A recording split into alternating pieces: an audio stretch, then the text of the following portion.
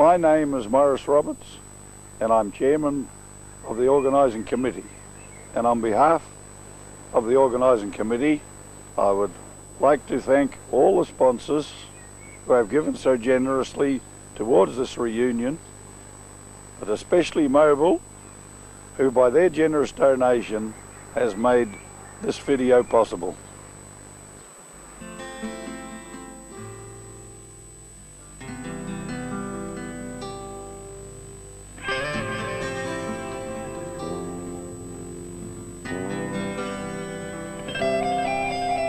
We're working on the land. We're working hand in hand.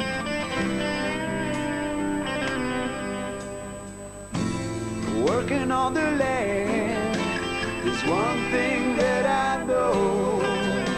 You keep the country moving. You're everywhere I go. Mobil, part of the country. Mobil, part of the country now.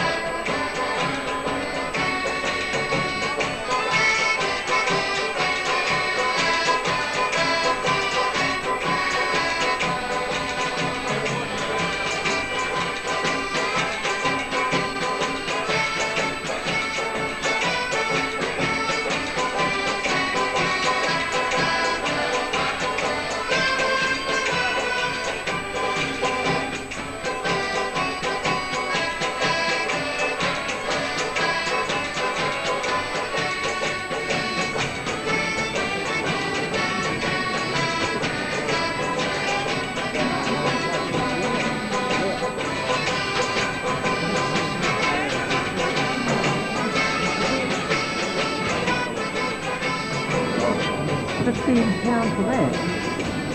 We wouldn't have that right to drive. What was that last night? Big one. Yeah. Tell you what, you can turn the water on the car down around the blue plant. You turn the water on the car and they actually go red and flood. That's how much that's how thick they were. They were thick. Good evening, ladies and gentlemen, and others. It is my pleasure on behalf of the organising committee to welcome you all here this evening to this get-together, which is the start of our celebrations to commemorate the opening of the last section of the Paringa-Haast Highway on November the 6th, 30 years ago, and all the work that went before it. We sincerely hope that you will all meet and mix together. Don't be afraid to introduce yourselves to one another, as 30 years plus is a long time for some of us to remember faces and names. In this way, we will all enjoy the weekend and make it a very happy time to look back on in our twilight years.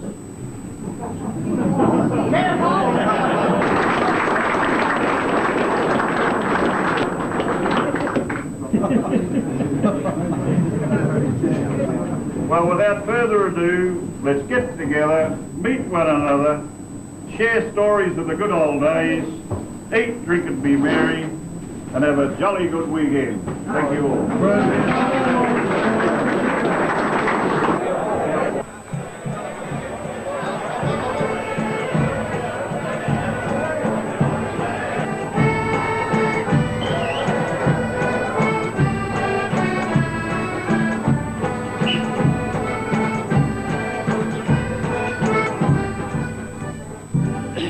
my recollection about the commencement of roading in southwestern goes back to at least 1928. In 1928, my dad led a deputation to Wellington with two other farmers, John Cron and Charlie Egling, to see if something couldn't be done to remove our terrible isolation by roading anyhow at all. In Wellington they met a Mr. Gordon Coates. I'm fairly sure his party wasn't in power at the time, but he'd ridden down the coast and through the Haast Pass some 2 or 3 years previous, and he promised them, he said, if ever our party gets in power, that it'd be one of his first priorities is to try and to commence this great roading project. He said it would be world famous, and he later did come into power with the coalition government. I don't know the mechanics of that sort of Coates and Forbes around the time of the slump. I think they were in there through most of the slump. But then my dad has always been an advocate of, the roading and trying to get something started. So he started correspondence with H.M. Mackay of the Otago Progress League. That correspondence that Dad had with H.M. Mackay and the Otago Expansion League, well, that culminated in a start being made on the east coast side, the Otago side. And the first start was with horses and drays.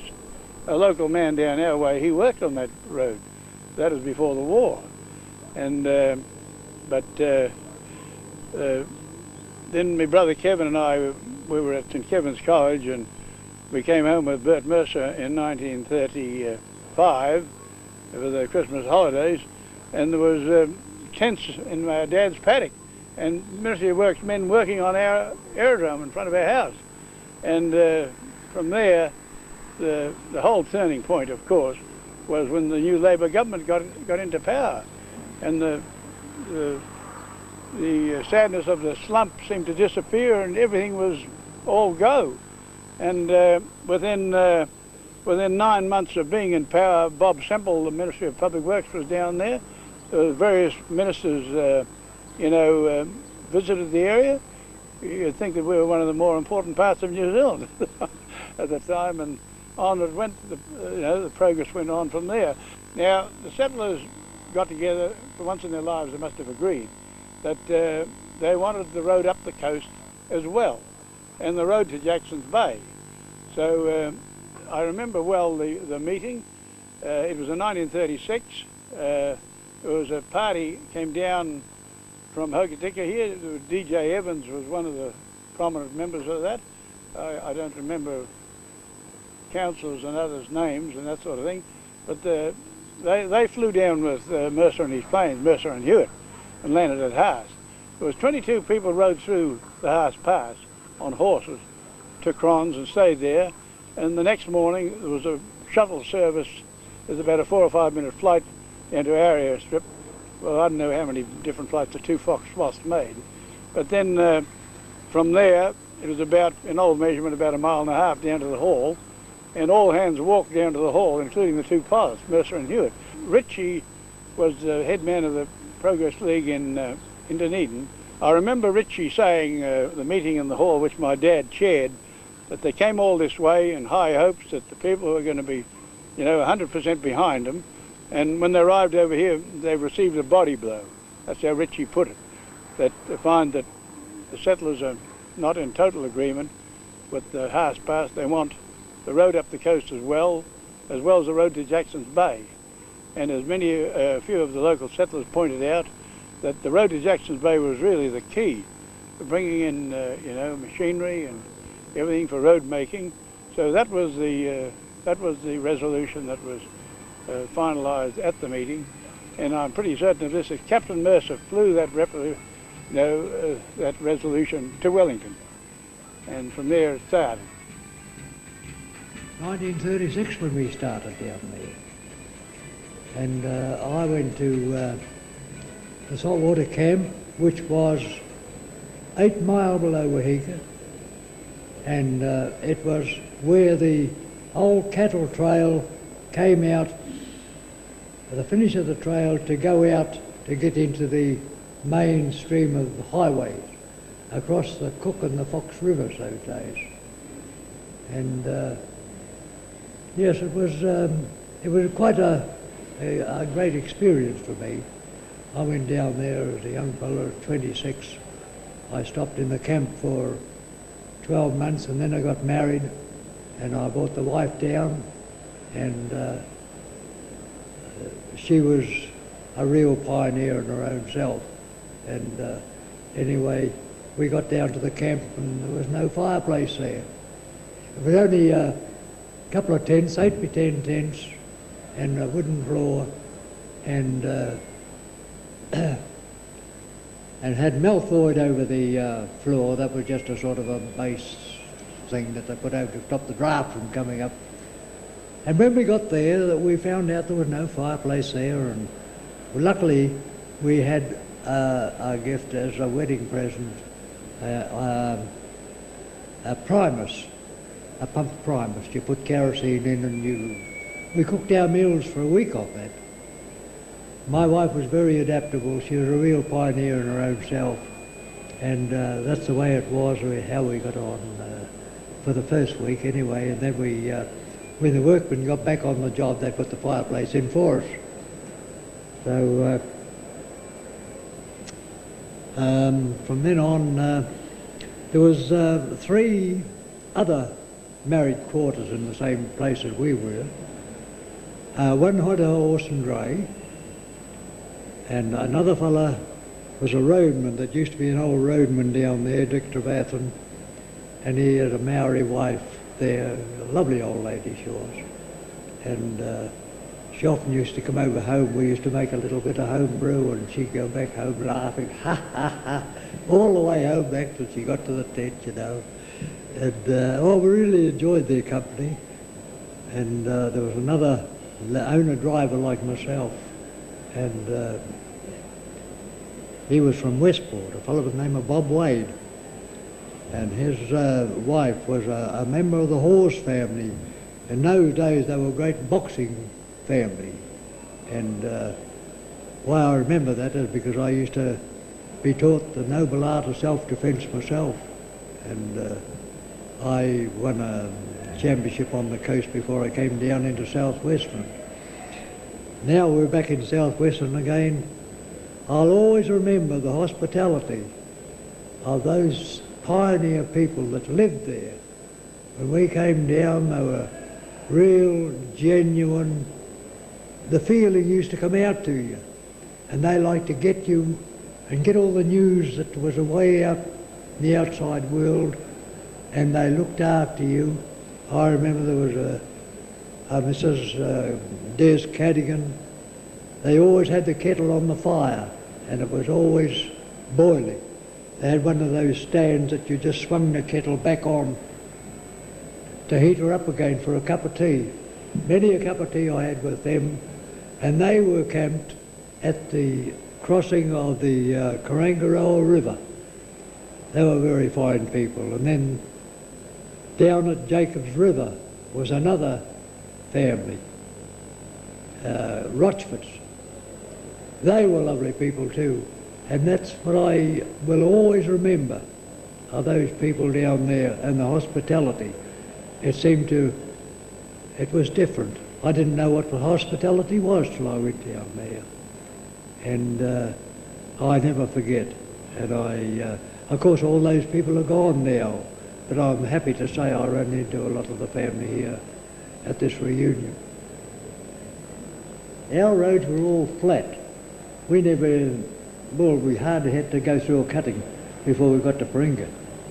We had to go through 1 or 2 swamps, and I remember when we were building over the swamps, they first started putting stone in, and it wasn't very long before the engineers come along and told them to take those stone out and put fine gravel in, because the gravel used to go down, get under the stones and work them up to the surface.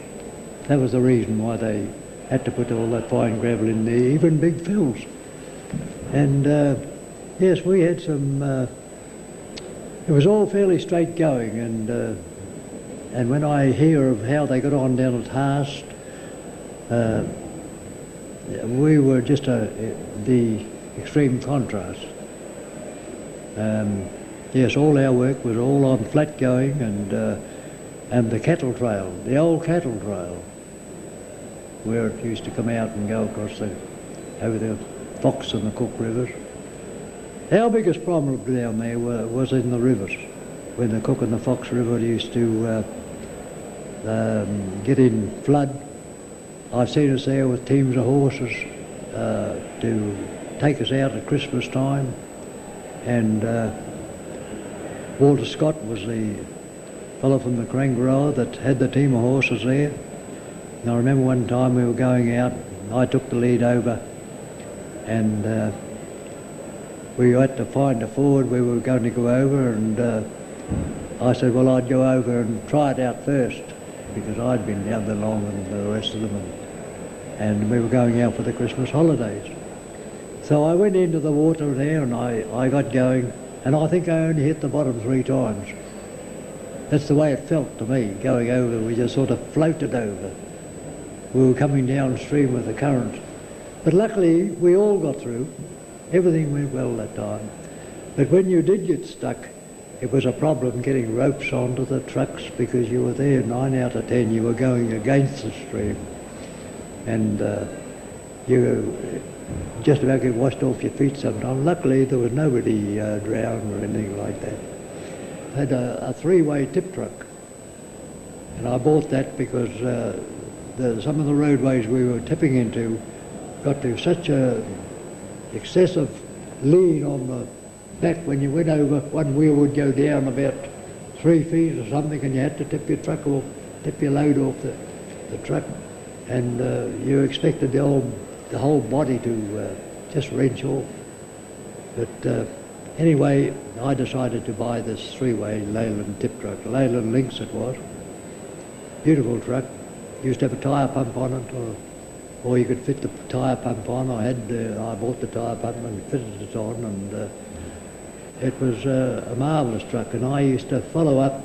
Things were getting into the contract stage those days, and I used to follow up behind the other fellows loading from the diggers in a great big pit, the Paringa-Haast, and they would be away ahead of me, and I would load up after them, and I would get down at the back of them, and while they were turning round to back over these hills, I would run in and tip it over the side and away back again ahead of them. So it was a 3-way tip truck with a 3-yard capacity, and yes, it was very good. The social life was marvellous, really. All you had was a wind-up gramophone in your tent, and my wife always says they were the happiest days of her life. Haast Pass Road from Otago to Haast was opened in 1960. It left a gap of some 17 miles between Haast and the south end of the constructed road from Paringa. This was virgin country and some of the worst slipping country that the Haast road passes through.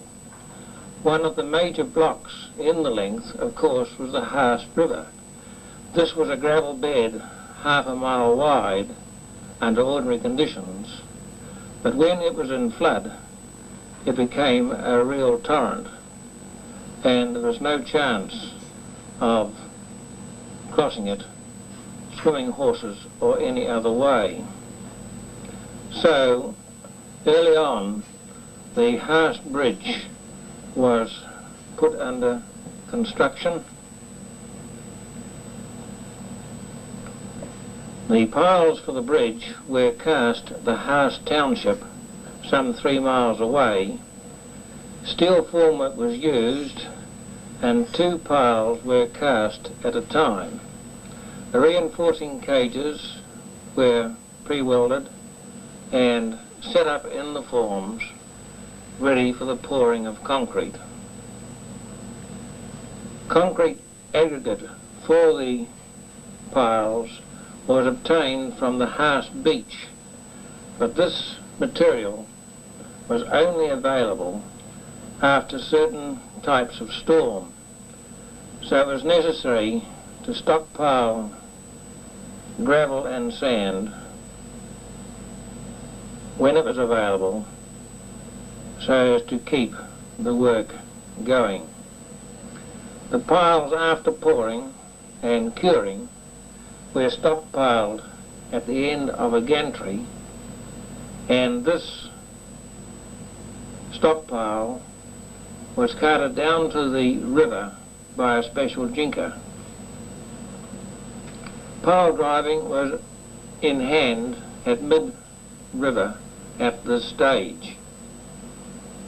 178 piles were required altogether, but the driving was very uniform. The piles were 50 feet long and square-ended. No pointed piles were used. The fine gravel to small shingle allowed this type of driving. Only one pile was cracked in the whole pile driving program, and this must have hit an isolated floater. The pile heads were capped by a pre-stressed skirt, and on this was cast in place a reinforced concrete stem.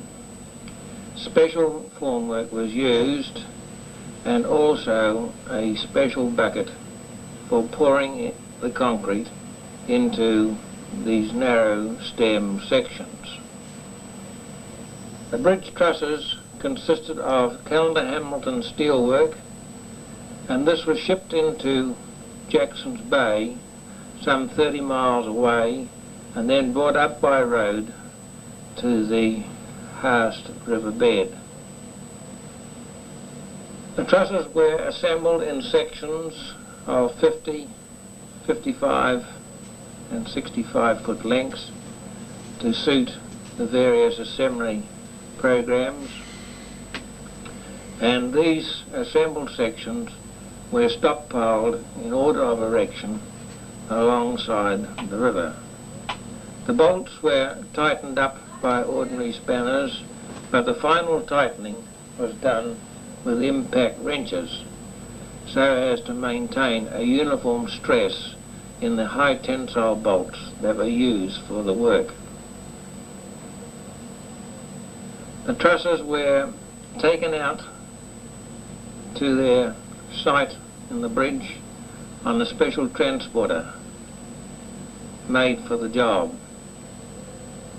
The bridge actually consists of 3 sections of continuous truss 720 feet long, with 2 passing bays 120 feet between them. The total length is 2,417 feet.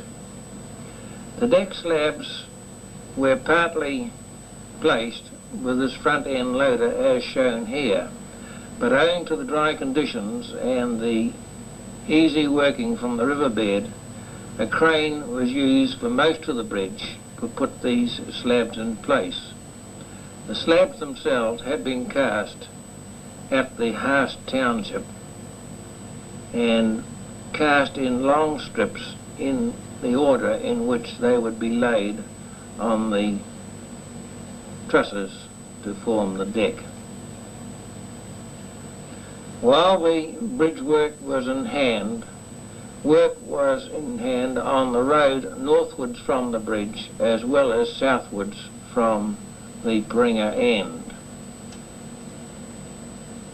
And by the time the bridge was fit to use, the road was metalled through Ship Creek to Bullock Creek. This left a 10-mile section of the worst country between Bullock Creek and the Wakapai River. The department's plant is working here, and the department did 6 miles of this 10-mile length, while the balance of 4 miles was done by contract, working from the Paringa end. As I said, I worked for the Ministry of Works. I started in Christchurch at 16, and the normal thing then was that you could expect to have 2 years in Christchurch, and then you could expect to be transferred away. And at that time, it could have been anywhere in the Canterbury or Western region for doing engineering survey work of that type. Early in 1964, I was told that I was going to the West Coast. I'd been to Otira over the past, but I'd never been actually to Greymouth. So I'm given a rail ticket and I'm on the train. When I got to Greymouth, it's mid-afternoon, I called into the office there and I'm told, you're going to Haast. So the next morning I'm on an aeroplane out of Hokitika. And luckily there was a bloke on the plane, Archie Barrett, who was quite well known on the West Coast. I think ultimately he got killed down there in a road accident, but he knew all the landform down the West Coast. So I got a really good tour guide of the trip down from Hokitika. And then landed at Haast, that was mid-morning, taken up to the Haast office of the Ministry of Works, which was basically a tin shed on the beach at Haast, and equipped with a mattress and an axe, and allocated a hut in the camp, and indicated that I should get hold of one of the 2 butchers in Cromwell to get a regular meat supply sent to me, and the fruit shop in Cromwell to get a regular fruit and veggie supply sent in. And so it was ordered in old terms. It was, I think, £1.10 or 30 shillings worth of meat a week, and a pound's worth of vegetables came in. And that was, you basically had that to survive on. The Ministry of Works had a canteen there, which sold mainly dry goods, tinned food, that sort of thing, and they also had bread. And you left an order and they would put that out for you. There was a small store over the road, and you could buy some grocery lines there, but not much, and of course at great price compared to, say, anywhere else at that time, just because of the remoteness. It was an effort to get to work, but it was sort of, I suppose in this day and age, you'd regard it as quite a pleasure. I mean, walking up the beach for probably 3 or 4 kilometres and then climbing up a couple of hundred metres up from the beach up onto the road line. Early on it was a real chore, but when you got fitted to it, when I got fitted to it, it was quite enjoyable. And that's one thing that I do remember particularly, is that I wasn't especially fit. I'd been out of school for a couple of years and working, but a lot of young people, I suppose, when you stop school, you stop doing phys ed, and apart from biking to work and that sort of thing, but that was a bit of a shock, because I found that at the end of the day I was absolutely drained. I got home and I felt physically weak, and I'd have to get the fire going and get some tea on and get well fed, hopefully, and also of course I had to get up early enough in the morning to get the fire going to have a decent breakfast, because I found that if I didn't, I was physically sort of exhausted. I just felt weak by the end of the day. But after a month or 2 of that, of course, I learned A, how to eat properly, and know that to take on enough food, and B, I was getting fitter, because we were walking for miles. And walking up the beach in the sand, for instance, I mean, even if the sand's wet and the tide's low, it's not that easy to walk. And often we carried gear. We'd have sometimes picks and shovels if we had to dig holes and do sort of find where the rock was or that sort of thing. We had to carry bundles of pegs up the head of the machine so that we could set the road out for them. We had to carry the survey instruments sometimes in and out, although they stayed in the bush. We just parked them under a bank somewhere, and they would just sit there, and they'd be there. We came back, there was nobody was going to get near them and flog them. They were a long way from anywhere, if in fact they could find them. And essentially all those big cuts, you see, the top edge of those was set out generally for a start. We knew where the top had to be so that the road finished up in the right place at the bottom, and we'd put pegs in at the top, and then the leading bulldozer, or the bush clearing gang, went in for a start. The trees were felled, and then the leading bulldozer cut along the top of the batter, that's to say the top of the bank on the side of the road that you see, and then they just cut their way down from there and until they got down to the final level of the road, so that it's not a random thing. It was designed and it was built, and so other than 1 or 2 changes that have been made necessary by slips and so on in subsequent years, because we are talking 30 years from when it was opened, and it took a while to build it as well, so that there's quite a few years have evolved, and really the road is largely as it was designed and as it was put onto the country. There was a lot of discussion on where the road was to go. There was what they called the inland route and the coastal route. The inland route had big problems with again, fault line and slipping country. And the final decision was made, had all the brass down to check it, and they actually took them through what they call the coastal route. They decided they wanted to fly this with a helicopter and show the brass where this actual road line was going to be, so they sent the boys through with a gas bottle and balloons, and you can imagine trying to blow up a balloon and let it up through the scrub. I don't know how many they got up, it wouldn't be very many. If they hit a branch, next thing, bang, and go another balloon. It was a dead loss, and the chopper shot through like a Bondi tram. They thought he could hover and let them have a look at where the various, they could see these odd balloons dotted through the scrub, and the boys are tearing ahead to try and get them all up. And he said they were no time at all, they were from one end of the job to the other, and thought, well, was that the road line we just shot through? And as soon as they went through there, they then realised just what they were going to open up and how much it was going to bring into tourism. And I think probably what broke the ice was when they went up round onto Knights Point and then went through there. Even though it was very, very rough country, they could see what the views were and what the long-term benefits were going to be. One of the more amusing things about the road opening was first of all, the picking of the opening site, where it was going to be, and then where the actual workforces were to meet up between the Own Forces Works construction gang coming up from Haast and the contractors heading south. So Knights Point was picked as the obvious place, being a ex-borrow pit. So this was all set up, and then we get this fine instruction coming down from Wellington via the Prime Minister, Mr. Keith Holyoake at the time, saying that at our own peril, if anyone beat him through the gap, he would not come down and open the road. So the fine instruction was issued to everyone, don't go through the gap ahead of Kiwi Keith, which was probably the wrong thing to say, because immediately everyone thought, well, he's not going to be the first through. So there were several, I won't name who, went through, and that was quite enjoyable. So anyway, Keith still opened the road thinking that he was the actual first official car through the gap.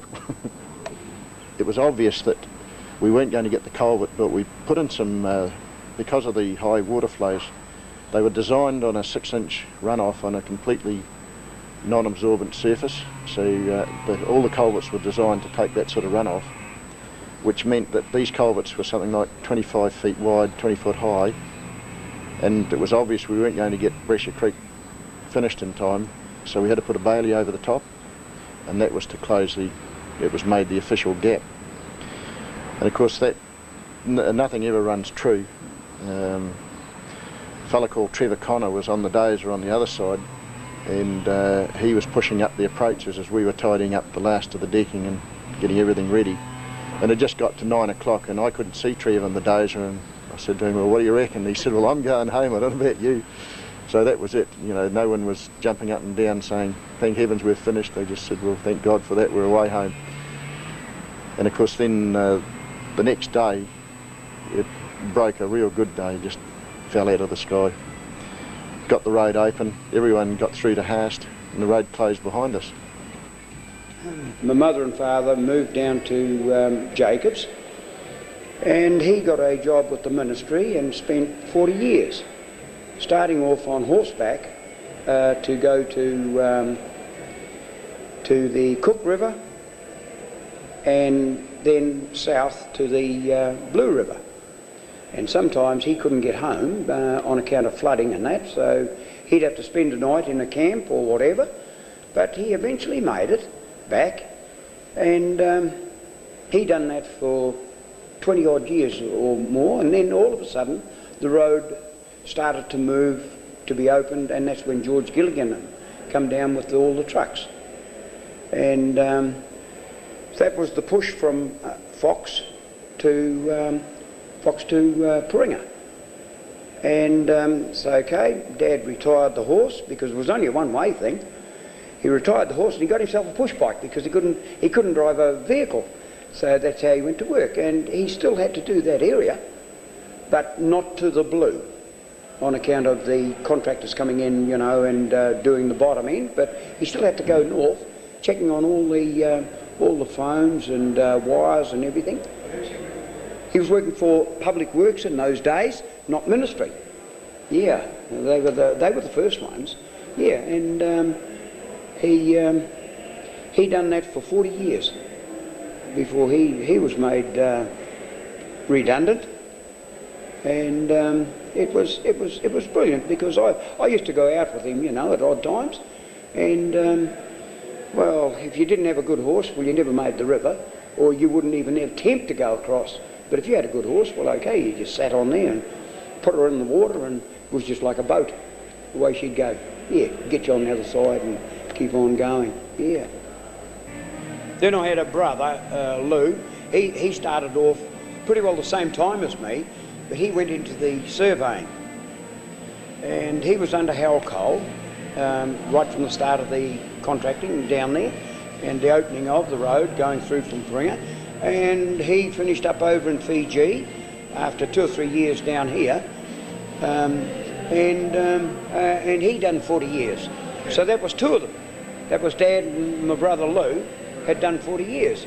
I used to be in the silver pine, cutting silver pine, and Harold Cole said that one day when I was talking to him, there could be an opening for a truck on the Haast-Paringa Road, see? And so I went away to work this day, and I said to my brother Thomas, I said, bugger it, I'm going to get myself a truck and take on contracting. And he said to me, he says, you want me to come with you? And I said, oh yeah, you might as well. So that's how we started, and that's how Rochford Brothers got a start. But nothing was concrete, because they couldn't give you a concrete statement, you know, that you were going to be paid every day as long as you had a truck. That wasn't the way the ministry worked, or Public Works. They just said there was a start there. Okay, if you were game enough to have a go and you made it, fine. So I had 28, 30 odd years with the contracting, carting bridge material, pea metal, sand from Hunts Beach, Bruce Bay out to all the culverts on the Paringa section, and stockpiling pea metal in a pit that we named 56, because that was the number from Paringa out to there. I don't know whether it was culverts or pipes or what, but it was 56 anyhow. So we stockpiled all the pea metal in there, and then we put a pipeline into a creek and run the water back onto the truck, and it was loaded by loader onto the back of our truck, and I'd have to stand up there and just turn the hose on. There was a tap on the pipe, and I'd turn the hose on and wash all the sand and everything out. So you can imagine what I'd done to all the bearings and pins and bushes and that. Oh, I cut them out in no time, but it was still work. And I done that for just about all the culverts until then, once they got through, came the sealing. And on the first lot of the sealing, I carted all the seal for in a reserve tank for the sprayer, and that was my job from start to finish, right through. Yeah, right to the top of the pass. So there was a lot of miles run.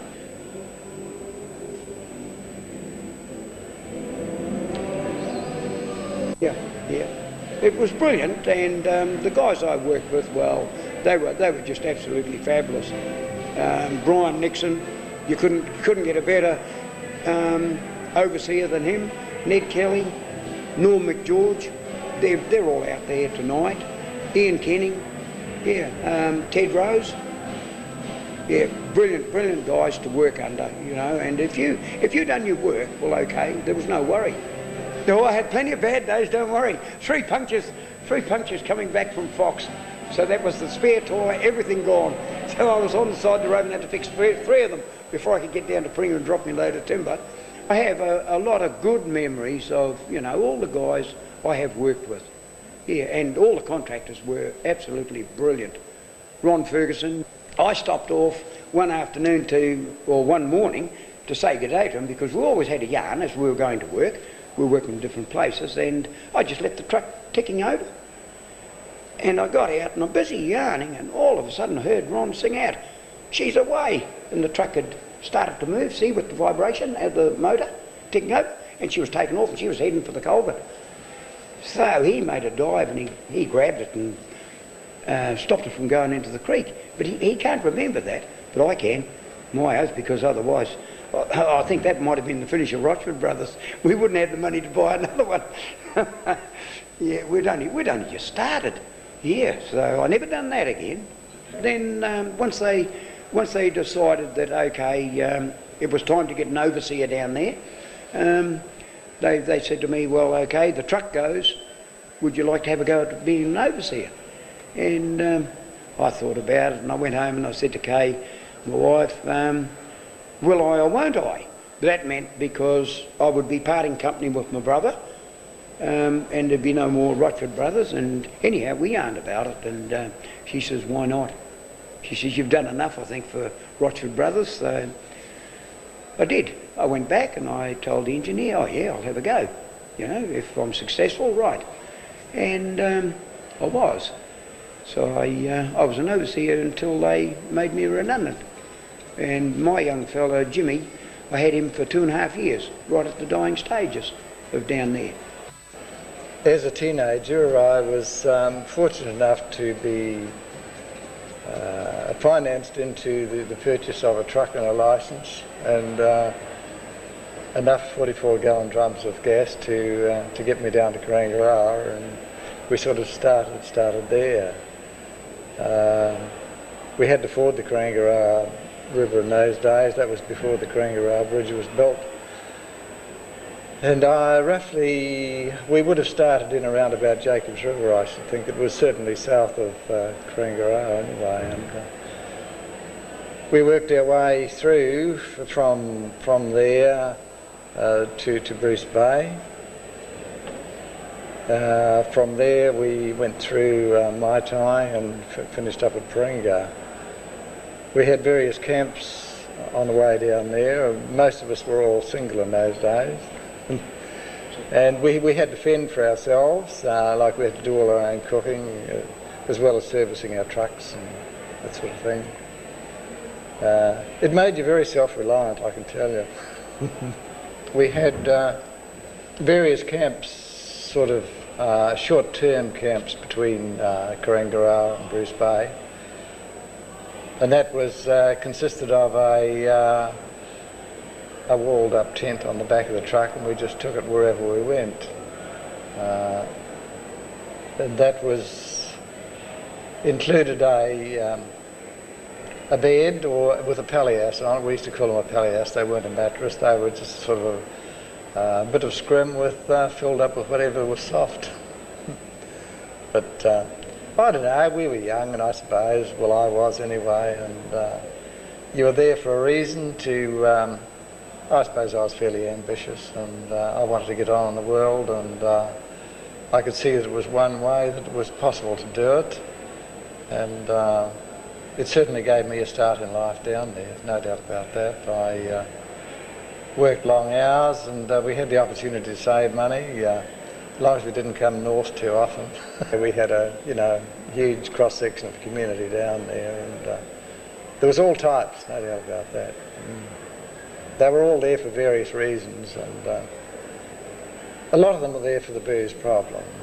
They used to get on it, and when it was withdrawn because they couldn't buy it, they'd get on meths and all that sort of thing. And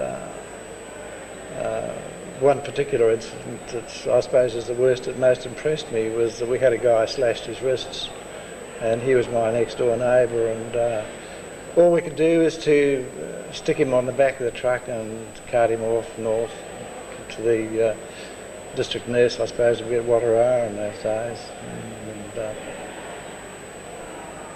And that was, for a teenager, it wasn't very funny. Other incidents, such as some of our pregnant women leaving it a little bit late. See, there was always, the floods were our problem. There was no bridges. And, people's lives depended on the state of the weather. And the weather on the coast very unpredictable. So, if the, you know, there was, things were getting pretty serious and there was a flood in the river and it was used to be, I mean, you just couldn't get out, there was no other way. And I had occasion to bring one north and in an emergency sort of situation. And unless you had a heavy load on your truck, it's all very well, we used to waterproof our trucks to get through them. I mean, that was part of our job, and we could virtually have them running underwater. But if you didn't have sufficient weight on the tray of the truck, the tray would actually float your back wheels, and I mean, you had no traction, and serious problems then. But however, we did sort of go downstream again, and well, we drifted down and we struck bottom, and at that stage the motor had stalled, and I managed to bring it out on the starter, and that was, we used to have good batteries for that reason, those ways. I mean, if your motor did stall, well, you could bring it out on the battery. And then it was just a matter of drying it out, training your oil out and that sort of thing, and if you didn't have a reasonably good mechanical knowledge, you stayed there. But fortunately, just prior to me going down there, I'd spent about 2 or 3 years as an apprentice mechanic, and that stood me in tremendous stead the whole time I was there. And it was when we were taking the trucks across the Waitata River, we had to build a punt down there to take the trucks and the loader across. And we were running, we could take 2 trucks at one particular time for each load, and we'd done 2 or 3 trips, I think, and on the last one we were running a bit late on the tide, and we started to go out to sea, actually, over the river mouth.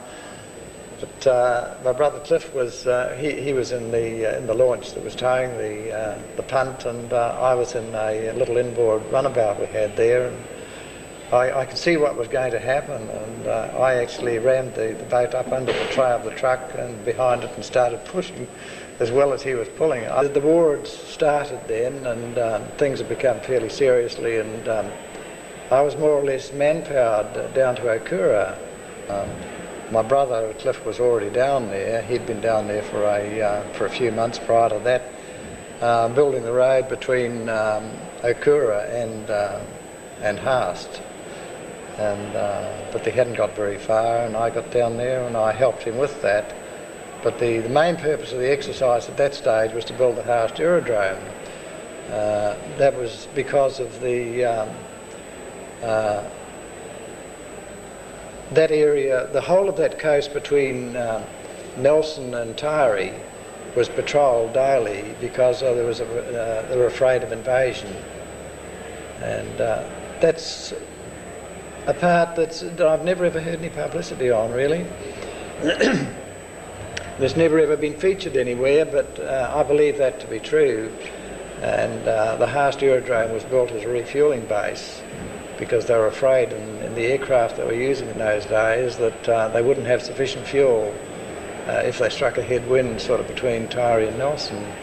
And that's why the Haast aerodrome was built as a refuelling base. We moved our team down there, and we lived for a short period of time in Cliff Hendy had a cottage or a hut, and some of the ministry works huts at Potter's Creek also, and that was for a short period of time, and then by that time we'd built our own camp at Paringa. And it was a delightful spot on the upside of the road with the beach forest backdrop, and I can recall the parakeets. You could hear them chattering in the trees, and occasionally you'd see them, the yellow-crested parakeet. It's a delightful bird. And we started off from there, and we grew as the scope of the road expanded, and brought down carryalls and so on and forth. We had diggers. In fact, one digger, the Ransom Rapier, we brought from England in the packing cases, and we assembled it down there. That was the bigger digger. And as things progressed, we had 2 units loading gravel onto the trucks, and between one digger driver and the other digger driver there was a bit of a competition. And of course the reward, one did 1,000 yards a day, I think, and the other one said, I'll beat his record. And I think a chap called Harold Packer and he beat it by about 10 yards, and we had a beast of a day doing it. The trucks broke down, what have you, but anyway, he beat the 1,000 yards, and I think he did 1,010. And the reward was, of course, I had to shout to take them all up to have a bit of a session at Fox Glacier, you see. So that was the inducement. But with those little sorts of an aside, it built up a great camaraderie, and there was always some competition between one team and the other team to try and do the best or to do the mostest and that sort of thing. And overall, we had a wonderful team of men. They were loyal to the drop of a hat, and they'd turn their hand to anything. You'd delegate their day's work, which usually my function first thing in the morning at breakfast time, and you'd set them what their job was for the day, and sometimes it would be shoveling pretty sticky material to lay a cold, or that sort of that sort of usual thing you get in road building, and always you're up to mud around your ankles, or sometimes much higher than that. There was a lot of forest had to be fallen. In one place it's so thick the trees wouldn't fall through one another, and I had 3 hung up. They wouldn't break through the canopy, you see. So what the hell do we do now? You couldn't do anything with wedges. And one chap got the idea, well, I know what to do. We're going to get a 303 rifle. And there was one bough you could see it actually holding them, you see, and he kept hitting this with a rifle, with the 303, and broke the bough, and of course that let the first trees come down, then we could start falling, and that's how dense the forest was in one place. And then bridges, we built a number of the bridges. My brother Mac, he did a lot of the pile driving, and so I think he was more on the bridging side of it, and I was more on the earth moving and the roading side of it. So we averaged over 1,000 yards a day for 2 years, and over 164 bridges and culverts went in 6.5 miles. In places there's over swamp, I remember one particular place, I poked a stick down as long as thin stick I could get. It's 27 feet long, but it was still going down, you know. And we filled that mainly with a carry-all, and we'd work all day, and we'd come back to start next morning, and all you'd see was a black, oozy sort of a trail left. But eventually we broke through this particularly bad place, and all the flax bushes and everything had heaved up each side much higher than what the road was. And you're actually running through a bit of an avenue of flax bushes had surged up with the pressure of the fill going down into the swamp, which is quite an unusual sort of thing. If you can imagine like a wall of forest, now you're going to build a road through there, you see. And we tried to limit side damage as much as we could, but in places it was unavoidable, falling trees and what have you.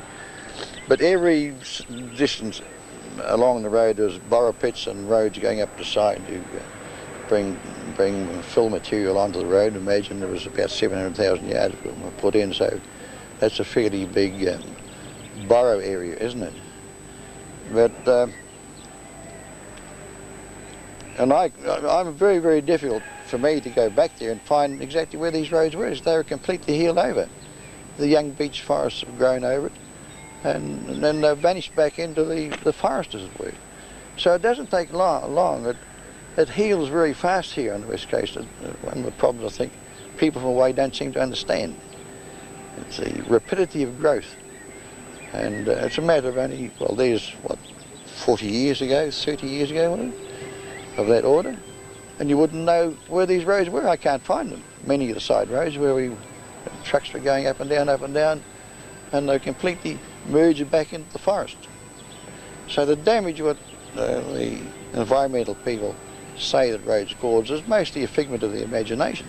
Now, our reasons for tendering for this contract down in the Haast area were simply because the finance in the Canterbury area for residential subdivisions was having a tendency to dry up.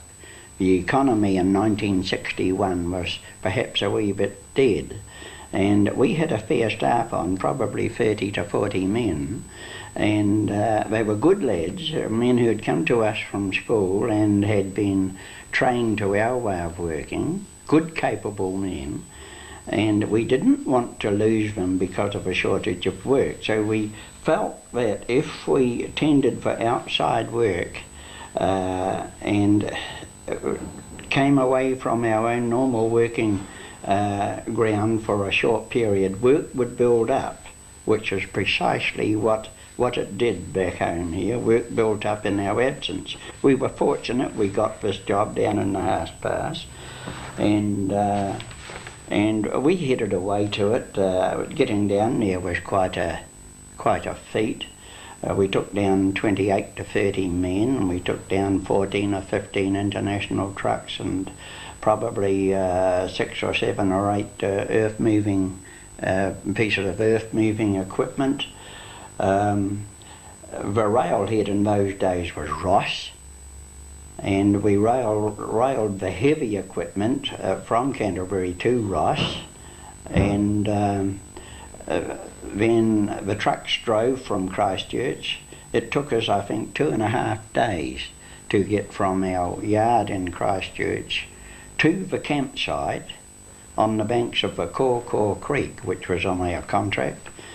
And we had to establish, by that third night, we had to have our bunkhouse established, our cookhouse established, and then after that a little workshop for repairs to trucks or anything. The convoy going down there was probably quite a spectacular sight. All the trucks were painted up in our usual firm colours, and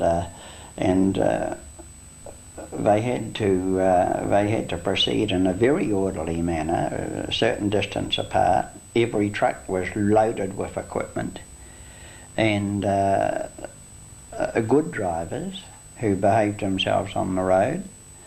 And it was quite a sight to see them going through. In some cases, the children came out of the local schools to give us a wave and a good luck sign.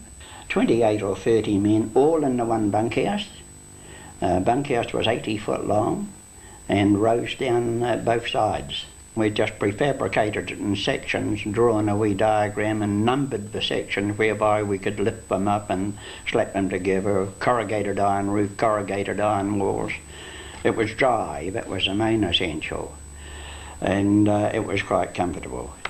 The cookhouse had a wee dining room attached to it, and the camaraderie in that cookhouse of the night. We wouldn't get in for tea till perhaps 8 or 8:30 at night, and the camaraderie was tremendous.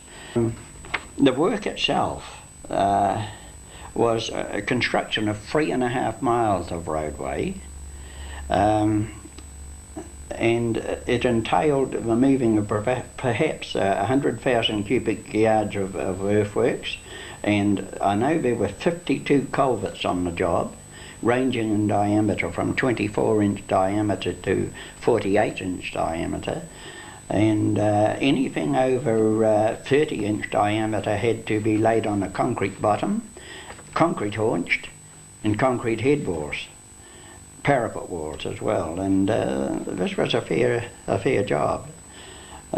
We mixed all our own concrete on the side. There was no ready-mixed concrete down there in those days.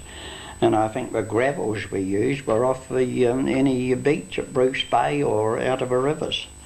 So fairly primitive, really. It took a little while to get used to some of the West Coast conditions. Sandflies were a bit of a nuisance. You really needed 3 hands, 2 hands to do the work and 1 to keep the sandflies off. But we have found that if you didn't wash too heartily and left a bit of diesel around you, sandflies had a tendency to leave you alone. The rain took some getting used to. In one 12-hour period, we had more rain than Canterbury would get in damn near 12 months. So that really was a bit of a shock to our system, but strangely enough, the West Coast seems to dry off fairly quickly. There's a quick runoff and ground conditions dry out quickly. So things went very well. We completed the contract well ahead of schedule. We were away from our hometown in Christchurch for 15.5 weeks. we made no money greatly out of it. If you come to look at it, we were really lucky to make machine and truck rates. But experience-wise, it was well worthwhile. It was good for our young staff growing up in that they got a taste of working outside of their normal sort of working procedures and types of work. And whenever these days we meet one of our workmen who was with us on that job, the first topic for discussion would be the Haast-Pass job. It was a highlight in the lives of many of those young men. We had I think it was a 25 kVA lighting plant set out in the bush, and an old diesel generator, and she would fire away there for 20 hours a day, you know, and they'd done a very good job. Until I think my brother Barney hung his wet pants on it one night to dry, and they fell down from where he hung them and landed on the exhaust and set the lighting plant alight. And I think we were without power for 2 days, so we had our problems once or twice. Being 60 mile away from a pub was a blessing. We didn't have any great problems. We never had much grog in camp or anything like that. We were all too busy. The last 2 weeks we were there in camp, we were working over 100 hours a week. The pressure was coming on to get back home. Generally they were doing over 100 hours a week. And I know my brother and myself and 2 of the leading men were doing over 120 hours a week. So the pressure was on to get finished and get back home. When I first went down with the baby, that was a bit terrifying, knowing that the doctor was 2 hours away. And Ellie had to go to Greymouth, wasn't it, to have her hokey? Hokey to go. Yeah, and I had to go out to Cromwell to have her baby. She couldn't have them. So. It was hard sheet if you sort of had to go out in a hurry type of thing. I know one lady down there had a baby on the side of the road, and the ambulance, luckily they were trained, and everything was okay, and they had to take her through to hokey after that. But I hadn't heard of many, but... No, I think the idea was the doctor was so far away. You know, most of them one of the experiences really. Was Lorna McGeorge, for instance. She got appendicitis. And by the time they got her through to Grey, she had peritonitis. So. It's a long way away. And my husband had to run her through because Lorna McGeorge's car had broken down. He was being fixed and that type of thing. And we had no power, of course. I didn't anyway, for instance. We had power from... we had power from 6 o'clock in the morning till 10 o'clock at night. And you did, but you didn't. I didn't have any power at all. I had to rely on the men to come home and start up the generator. Sometimes it was at 9, 10 o'clock at night. I certainly hadn't a coal range, but it wasn't until I'd been a wee while and realised how lonely it was, really, because I mean I was in a camp with Les was the only married one. If I was worried about anything or anything like that, my lifesaver was Ma Rochford and Jacobs River. I mean, as soon as she knew that any of the children weren't well, down they come. But she didn't come alone. She brought a whole crowd, and that was it. Because I couldn't go up there, she'd invite me up there for a meal, and if the children weren't well, down she'd come and bring everybody with her. So. But they all treated everybody like a family, didn't they? They were great, really. Before you realised that you had a meal on the table because they'd bring it with them. But that was just it. They didn't come without bringing something with them. And before everybody was there to help in any way, weren't they? Yes. Regardless, you know, as to what it was. They'd do their utmost to help you out.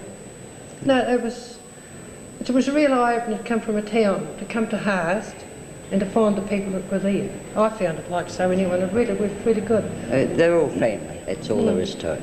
It rained and rained and rained. If you got sick of the rain, you went for a walk on the beach. You got sopping wet, and you came home, you had a bath, and you felt a different woman. And we didn't have washing machines for ages, did we? The old tub. And when it dried... You learnt to boil up. You learnt to boil in the copper, and when it dried, one of the old West Coast clotheslines, I think, was the best you can get. You put it away up and it didn't take long. You got used to the same with the cooking. You got used to the cooking and the coal stove, didn't you? Yeah. Really. Haast would go through to Paringa to play football.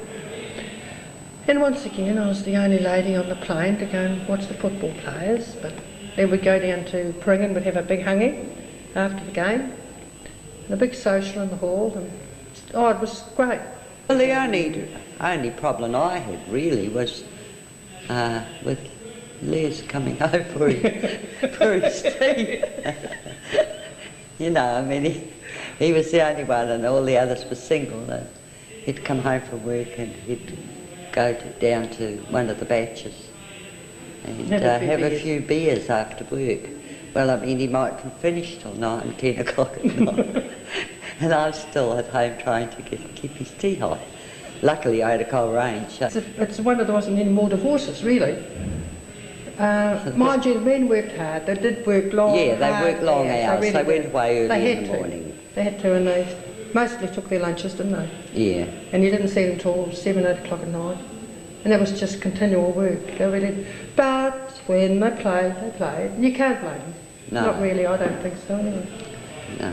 Oh no, it's a good life. You go to dance at Haast about 10 o'clock, and you'd be lucky if you're home at 5 in the morning. But and it was good. It was the same thing on our side, you know, like with Paringa, when there was any dance on or anything, it was all held at the Bruce Bay Hall, and you took your children.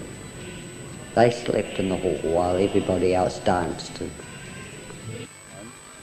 We went to Paringa to build 5 bridges, subcontract to Ferguson's Earth Moving Company, and we lived at their camp. We employed about 6 men, and the wife went down to cook for them.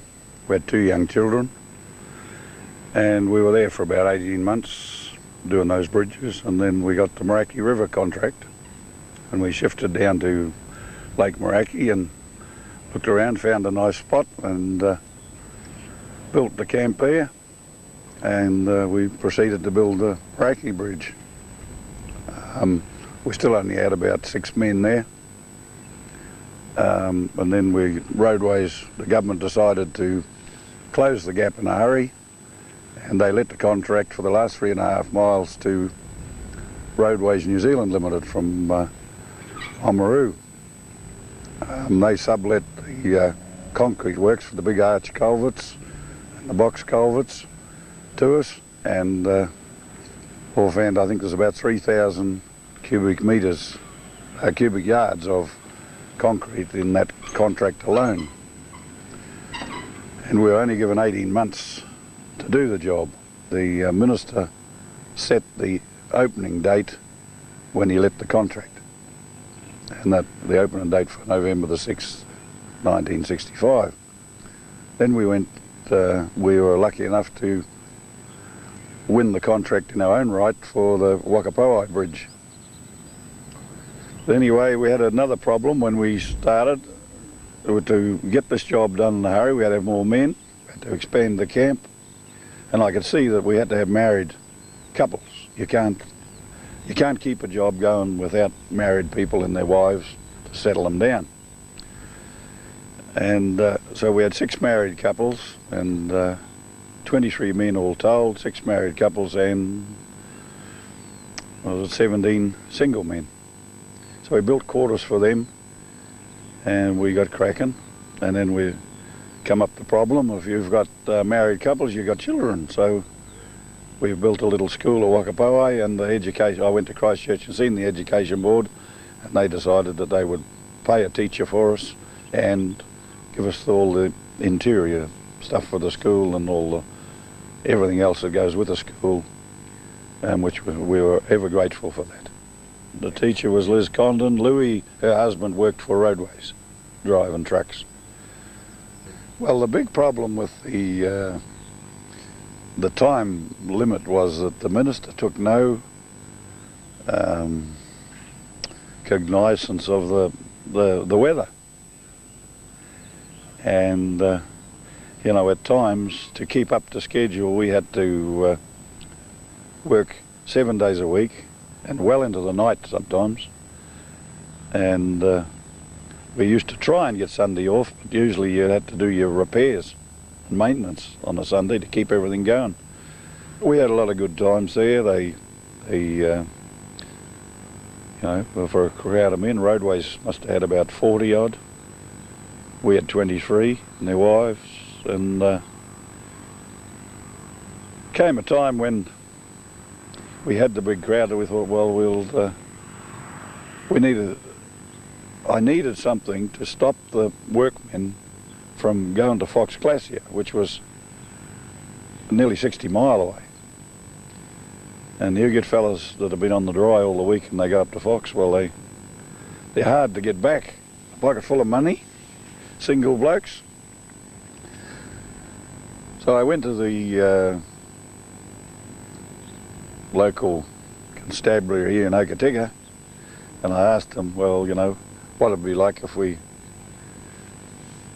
could have a keg of beer down there, so we could have a drink after work from, say, 5 o'clock till 6 o'clock. Well, we can't give you, you know, the right to do that. It's against the law. But as long as, you know, we'll close a blind eye to it as long as you behave yourself. And you run an honesty box system. Well, we ran an honesty box system for a while, but it didn't work out. I mean, everybody that had a beer was supposed to put some money in the box. But every time I had to buy another keg of beer, there wasn't enough money left. So I come back up and seen the sergeant here, and I said, look, we've got to get away from a bit of different to this. So he said, well, all right. He said, you can form a club and charge for it, but, you know, you're not to make any profits or anything.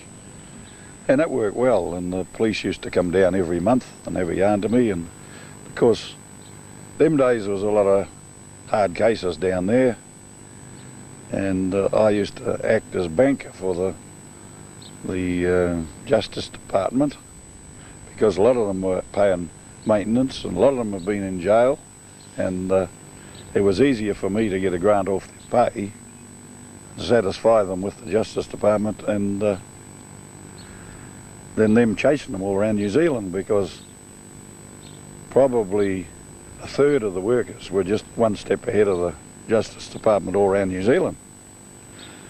And that was the way that we repaid from them shutting a blind eye to our Red Dog Saloon. But, unfortunately for me, a new sergeant was appointed in Okotika, which I didn't know about, and he put a young policeman in there as a spy. And he came down on a Friday night and pulled in, and he said to me, could I have a bed for the night? And I said, yes, you can give you a bed for the night. I think 5 shillings we were charging them days for a bed. We supplied the bed and that. He supplied his sleeping bag. And he had the full use of the cookhouse. Well, he came over to my house and he said, you know, I've heard you can get a beer around here. And I said, oh, well, only at certain times. We only open just to have a couple of beers. And I said, we open on a Saturday night, but when we've had enough, when the ladies have had enough, they tell us and we shut it. But he said, I like a bottle of beer. And I said, well, we don't sell bottles of beer because you can't have bottled beer in a camp of workmen, because they buy them and they take them to their huts and you got them drinking all the time, so you defeated your own purpose. So anyway, I said, I might have a bottle at home. So I went and rooted around at home and I got a bottle, which I sold to him, of course, like a fool, and it appeared as Exhibit A in the Wataroa court, this one lonely bottle. So anyway, on the next night, the Saturday night, he went fishing, he reckoned, and then he was going to Haast to see a cobra of his. Little did I know was the policeman at Haast, you see. Next thing, in comes the bloody police. Well, they grabbed everything and took everything, and then the police sergeant asked me to shout for him after he'd skinned us out took every part, bottle, everything we had on the shelves. He asked me to shout for him.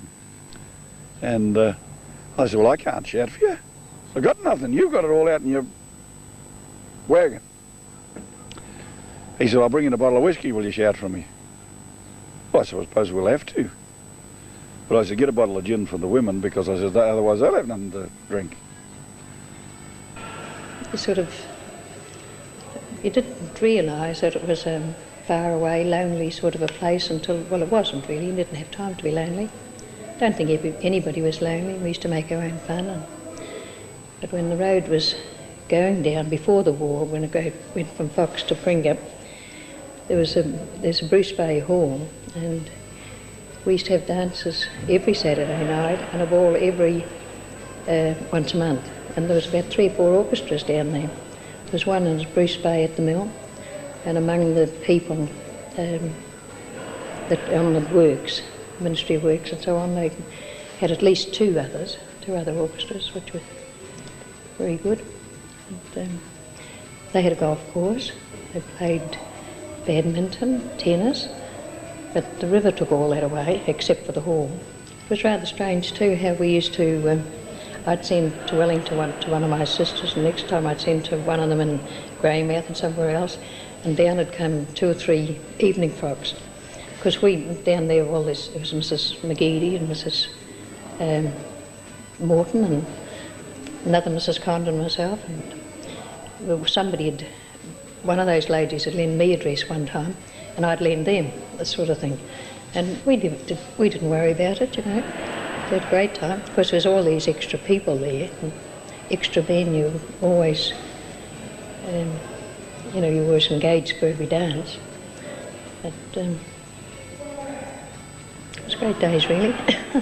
And of course, when the road was finished, it just seemed like something out of this world to us, with the tar seal and the yellow lines and so on. It was marvellous. Because the rest of the road, I don't know whether it was tar seal then, it probably wasn't. But it was still a beautiful road. My Haast experience started in 1956. I went into Haast with a private contractor from the East Coast, Contract Elevation. We worked our way down through the Haast Valley till the Haast to Targo link was completed. And when they departed from there, I decided I liked the country so much I'd stay. So I switched to the works, and we worked from Haast to Paringa. During that time, I got myself engaged and thought we would get married. And I thought it would be very lonely for my wife in Paringa, virtually on her own. So we decided we'd get a dog. So I made a few inquiries, and I had a friend in Cromwell who had a dog about 18 months old, and said, well, I like this one. And we hit it off straight away, and that was Knight. The dog was supposed to have been Lorna's company, but having lived in a survey camp with a lot of bachelors before Lorna arrived, and decided that was the life for it. So he used to come deer stalking with us, or working when we were surveying. It went deer stalking and did its thing. Later on, it sort of the road was getting designed as it went, and the design engineer in Christchurch, Bill Melbourne, he drew the plan up, and the plan itself looked like a dog's head. Initially he called it Knight's Point, Pooch Point, I think, yeah. And eventually he thought, oh well, he's only a character in Southwestern, so it became Knight's Point. So it was Bill Melbourne from Christchurch that actually placed the name on that point. But Knight was a character in his own right, and that although he deer stalked all day, we caught a wee baby one, and we called it Bambi, and it became its personal responsibility, and it was quite capable of taking it on a lead and leading it around and bringing it home, and it would let no other dog near it. So that's the story of Knight. He was there for all those years we were working through there, and I was very proud of my dog's name. put on there. He left school and was home working on the farm when the road was built. I think, if I remember right, I was about to get married when the road was opened, and I actually came up through on my honeymoon through that road 4 months later. And yeah, I suddenly realised just how important that link was going to be to Westland. The completion of the road in 1965 was then giving access into South Westland for tourism. We had the gems in South Westland and the glaciers and of course the virgin bush down there, and we never really had that through route to give people the opportunity to go through Westland and out through Otago down to Queenstown. And the road, of course, just gave that opportunity to start the flow of tourists down through Westland, and since then it's just been a slow progression of numbers, and especially in the last 5 years there's been a dramatic increase. We've got the German and European tourists that want to visit Westland because it's a special part of the world, really, not only New Zealand but of the world. It's unique, and it is virgin country, and they just love that. Yeah. For the official opening, a site was chosen at a point now known as Knight's Point. The weather was bad and time was short because the opening date had been fixed. However, the area which now forms a very valuable lookout point was levelled and metalled and actually sealed in time for the opening on the 6th of November 1965. The day started out with a mild drizzle, but as time went on it became heavier and heavier, and the District Commissioner of Works, Mr. Bruce Dallas, opened proceedings, and he was followed by Mr. Mark Wallace, the chairman of the Westland County Council, who were most interested in this connection between Westland and Otago. Mr. Blanchfield, the Member of Parliament for West Coast, followed and gave his contribution. The Minister of Works, Mr. Percy Allen, followed and described some of the difficulties of the job. The Prime Minister, Mr. Holyoake, followed and declared the road open.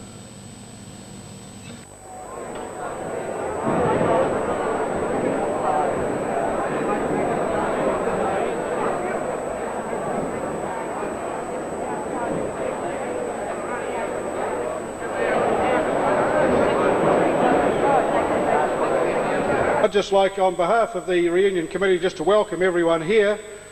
You know, you people are history makers, and so long as you look upon yourself as that, I think you can feel a real sense of accomplishment that no doubt you do feel anyway.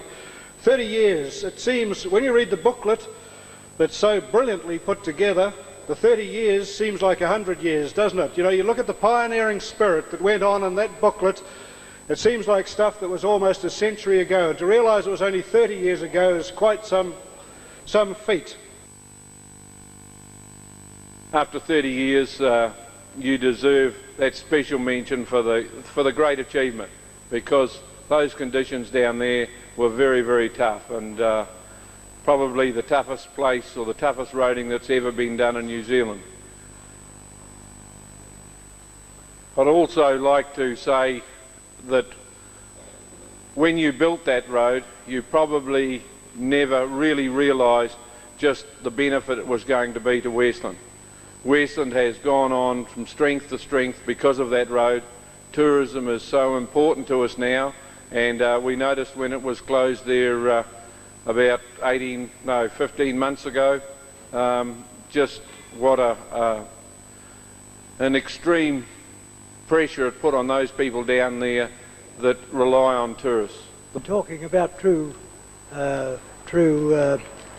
pioneers, I have brought a memento along, I'll show you later on, of my wife, a living memory of hard work. And I always refer to her as I was thinking of what I was going to talk about this evening. And anyway, it hit me fair in the eyes there. Why go further than your wife?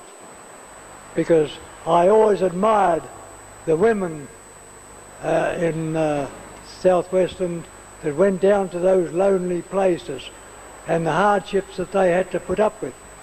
You had to be really down there to understand the position they were in.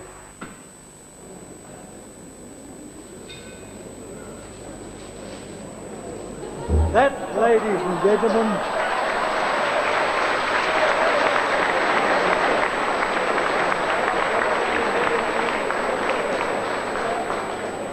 that is my wife's shovel. A number 2 shovel she started off with in... Oh, I'm sorry. This is a shovel that my wife started off when we were married in the saltwater camp. It's a hard-looking thing now, and she has used that shovel when we were on the farm digging the garden. She always dug the garden. And when we retired in Hokitika only to a few years ago, and my son was cleaning out the garage and cleaning out some rubbish, I said, "Don't take that away. That's Mum's shovel." And she liked it because it was nice and light, getting lighter all the time, and it was really sharp. And to have a look at that shovel, it is a real history, and I am very proud of it.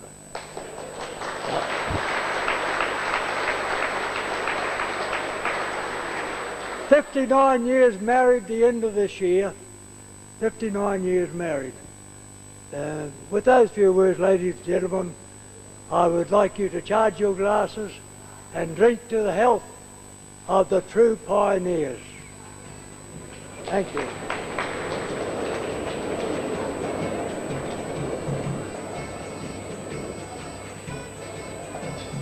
To the true pioneers.